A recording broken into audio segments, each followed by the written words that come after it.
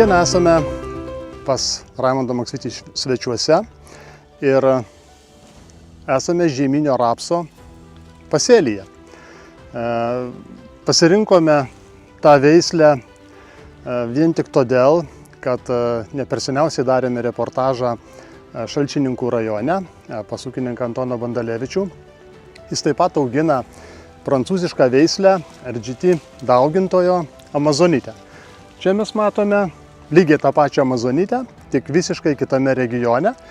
Ir skirtumą, jeigu tai pasižiūrėti, lengvose žemėse ir stipriose žemėse, matome kaip idealų, matome kaip iš tikrųjų puikų rapsą, labai gerai užaugusį, didelis, geras užmezgimas. Ir taikant intensyvią technologiją tiek tame ūkyje, tiek šitame ūkyje su pilna priežiūra, mes tiesiog matome, kad tas rapsas šįmet atrodo įspūdingai. Ir Raimondai, kodėl pasirinkote tą veislę, nes jau antri metai ją bandote sėti ir kokių pastebėjimų, ką galėtumėte pakomentuoti ir pasakyti? Tai galėčiau pasakyti, kad viskas gerai, pernai išbandėmės, turėjom gal 10 hektarų, šiemet beveik 100 hektarų turim pasėję. Pernai tikrai buvo aukšta, irgi tas ūkis buvo panašus ir tas derlius buvo gerokai virš 5 tonų, ten beveik 6 tonos. Kada buvo bendras mūsų 5,2. Tai Lenkija gerokai vidurkį. Šiemet kaip ir visur turbūt yra pastebėjom, kad turim čia kažkokių tai tų išsišokusių, tiek amazonytė, tiek ir kituose. Kitose veislėse. Kol kas atrodo viskas čia gerai. Jo, tas tai ko gero... Kombainas parodys, tai dar pažiūrėsim. Ko gero iš tikrųjų problemą matome daugelyje veislių, visuose laukuose. Tik reiškia šiek tiek vėliau pasėtose veislėse kažkaip tai pastebėjome, kad jos yra mažiau, nes čia yra cikadų skandimas ir dabar matome tiesiog į virusinę ligą virtusią ir jie tokie pastoviai žydintys, reiškia žalią krūmą, bet jie jokio mezgimo nedaro. Tik aišku, gerai, kad jų nėra daug, bet čia yra rudeninės pasekmės. Ilgas šiltas ruduo ir kadangi sėjame rapsą anksti, tai kenkėjai visgi savo darbą padaro ir savo žalą įneša. Gal nereikia skubyti sėti? Iš tikrųjų, tai dėl to sakyčiau ne. Reikia visgi rapsui, nes matome, koksai yra rapsas ir dabar kaip jis atrodo. Tai irgi dalis yra rudens, kadangi yra laiku pasėta. Iš rudens sugebėjo, reiškia, pilnai užauginti skrotelę. Jis atliko savo visą reikiamą darbą iš rudens. Užaugino gilę didelę šaknį, su kuria galėjo apsirūpinti maisto medžiagomis. Tik tam, aišku, reikėjo atlikti gerą priežiūrą, ką jūs ir darote. O iš tikrųjų, kad visgi pasiekti tokį rapsą, užauginti tokį rapsą, reikia taikyti intensyvią technologiją ir pilną priežiūrą. Už tai Raimondas yra labai tinkamas kandidatas, kaip ūkininkas, kadangi jis labai mėgsta prižiūrėti pasėlius ir ne tik taiko intensyvią technologiją, bet kaip visą laiką sakau, tai tas žmogus, kuris atiduoda ir dalį dūšios, dalį savęs. Už tai tokie rapsai ir pas jį visą laiką, ne tik rapsai, bet ir kitos kultūros yra vertos dėmesio. O ta priežiūra tai prasidėjo nuo pat ankstyvo pavasario.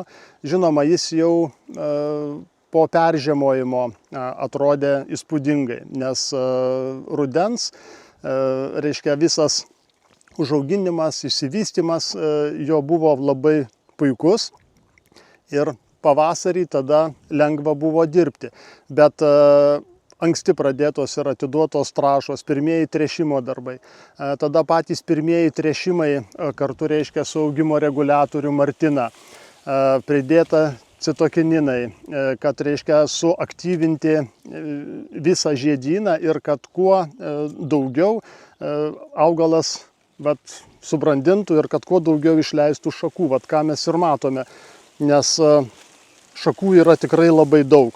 Dabar netgi šiuo metu, jeigu pasižiūrėti, jis dar yra žalias ir lapija netgi šiuo metu yra žalia. Tai yra iš tikrųjų svarbu, kadangi jis dabar visą iš lapų esančią, reiškia, visas sukauptas maisto medžiagas turi perduoti į viršų, į pačias ankštaras ir vienas augalas, jeigu pasižiūrėti, kiek jisai turi ankštarų, koks yra stambumas.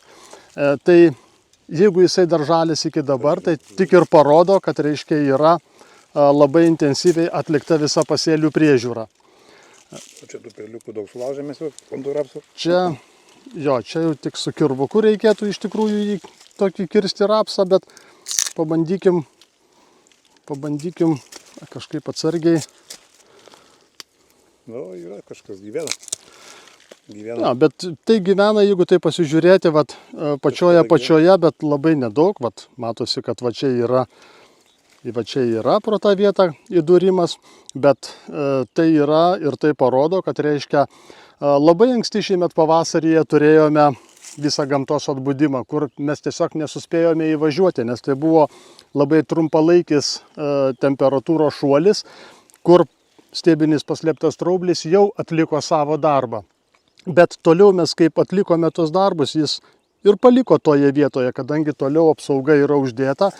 Aišku, mes galima papjauti, pažiūrėti, kaip yra iš tikrųjų aukščiau. Yra dar čia kažkas. Įsikras gyventojai drūdžio. Bet jo, jų kažkiek tai, dar jeigu pasižiūrėti, bet viršutiniuose tarpsniuose irgi kažkiek tai matyti. Bet tai, jeigu pasižiūrėti maisto medžiagų judėjimui, šis rapsas dar didelės įtakos neturi ir jis apsirūpinimą maisto medžiagomis tikrai turi. Jeigu tai būtų pilnas jau vidaus suniokojamas ir nieko nebėra, jie tada tiesiog uždaro vandens indus ir papulti maisto medžiagoms į grūdą yra labai sudėtinga. Aišku, toksai rapsas dar ką galima daryti, tai važiavimas žiūrint į drėgmę, kadangi jos dabar užtektinai yra, važiavimas su karbamidu, kalio sulfatu yra labai naudinga, nes tiesiogiai yra atiduodamos maisto medžiagos ant ankštarų, kurias įsavina labai gerai, ir padidinti grūdo stambumą, pamaitinti tiesiogiai yra vienas iš paprasčiausių ir lengviausių būdų, nes stiebuose jau matome, kad ir labai geroje priežiūroje, čia iš tikrųjų buvo atlikti purškimai, bet vis tiek matome, kad stambiam, dideliam, šiokio tokio pažeidimo visgi yra. Matome, koksai yra rapsas ir dabar kaip jis atrodo, tai irgi dalis yra rudens, kadangi yra laiku pasėta. Iš rudens sugebėjo, reiškia, pilnai užauginti skrotelę, jis atliko savo visą reikiamą darbą iš rudens. Užaugino gilę didelę šaknį, su kuria galėjo apsirūpinti maisto medžiagomis. Tik tam, aišku, reikėjo atlikti gerą priežiūrą, ką jūs ir darote. Tai toksai rapsas tai iš tikrųjų yra ne vien tik veislės savybės, bet ir geros priežiūros. Tai ką, šįmet belieka tik, reiškia, sėkmingai nukulti, kad nepadarytų gamta prieš mus, prieš kombainą, ir žiūrėsime kokį rezultatą. O aš palinkėčiau, kad šįmet tvirtas 6 tonas gautumėte.